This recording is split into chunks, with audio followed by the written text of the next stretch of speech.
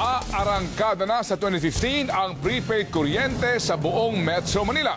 Ayon sa mga nakagamit nito, nakatipid daw sila ng konsumo sa kuryente. Nagpapatrol, Alvin El Chico.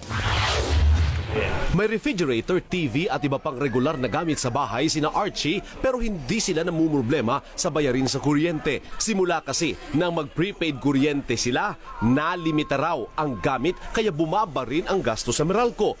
Nagbibill po kami sa buwanan dati ng 3,000. Ngayon naglalaro po ang bill namin ng 1,300 to 1,500 pesos po.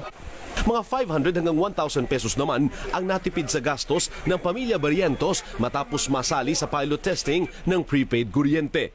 Malaking benepisyo sa amin, lalo na ako minsan lang may trabaho, minsan wala. Katabing unit lang ni Jess at Archie ang naglo-load. May text message din sa consumer kung magkano pa ang load at kung kailangang mag-reload. Sa ilalim nitong prepaid kuryente, hindi na kailangang magbayad ng service deposit na karaniwang pumapalo ng 1,300 hanggang 1,400 sa ordinaryong household. Ang kailangan na lang minimum na 200 pesos na load na pwede namang ikonsumo ng household.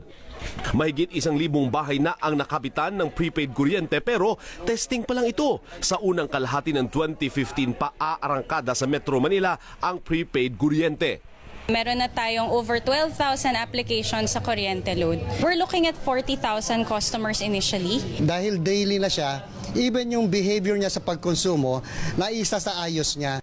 Kasali rin sa pilot testing ang ilang bahay sa Tondo at Taytay, Angono at Cainta sa Rizal. Alvin El Chico, ABS-CBN News.